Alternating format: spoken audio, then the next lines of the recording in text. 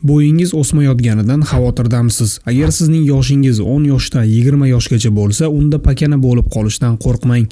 Chunki ushbu videoda top 10 ta bo'y o'stiruvchi mahsulotlar bilan sizni tanishtiramiz inshaalloh. Aktiv bo'y o'sish davri 10-13 yoshdan boshlanib 18-20 yoshgacha davom etadi. Bo'yning baland pastligi ko'p jihatdan genga bog'liq bo'lsa-da, lekin ba'zi bir ro'zg'ordagi yetishmovchiliklar sabab bo'y o'smay qolishi mumkin. Hayot ko'rsatkichlari yaxshilangan mamlakatlarda 10 sm atrofida bo'y o'sish kuzatilgan. Demak, to'g'ri va sifatli taomlanish bilan bo'yni o'stirish mumkin. Suli yormasi, foydali mikroelementlar, kaliy, magniy, fosfor, yod, ftor, rux, temir, xrom, shuningdek A, B, E va K vitaminlariga boy. Bu moddalarning barchasi suyak va mushak to'qimalarining rivojlanishini maksimal darajada oshiradi. Banan kaliyning eng yaxshi manbalaridan biridir. Ya'ni har kuni banan iste'mol qilish bolangizning yaxshi o'sishiga yordam beradi.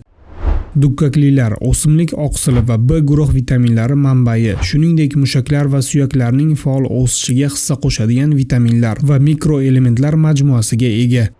Tuxum sifatli oqsil va D vitamini manbai hisoblanadi. Agar siz ularni normal rivojlanishini istasangiz, bolalarga muntazam ravishda berish kerak. Qaynatilgan tuxum bolalar tanasi tomonidan to'liq hazm bo'ladi. Mol go'shti tarkibida boshqa mahsulotlardan ko'ra ko'proq oqsil, temir va sink mavjud. Bularning barchasi bolaning o'sishida muhim rol o'ynaydi. Mol go'shti B12 vitaminiga ham boy.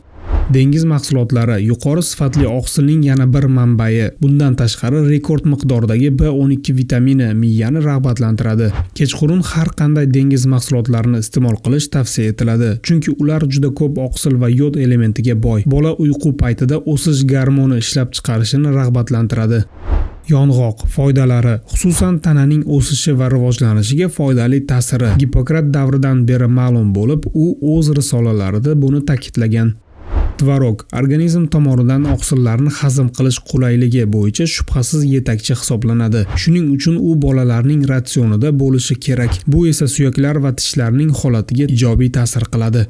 Asal bola organizmini o'sishi va rivojlanishi uchun zarur bo'lgan mineral elementlar majmuasi bilan ta'minlaydi. Bolaning ratsionida asal kalsiy va magniyning yaxshiroq so'rilishiga imkon beradi. Bu esa suyak va tishlarning normal rivojlanishiga yordam beradi. 1 yoshgacha bo'lgan chaqaloqlarga asalni bermaslik kerak. Bu chaqaloqning hazm qilishini qiyinlashtiradi va kuchli allergiyaga olib kelishi mumkin.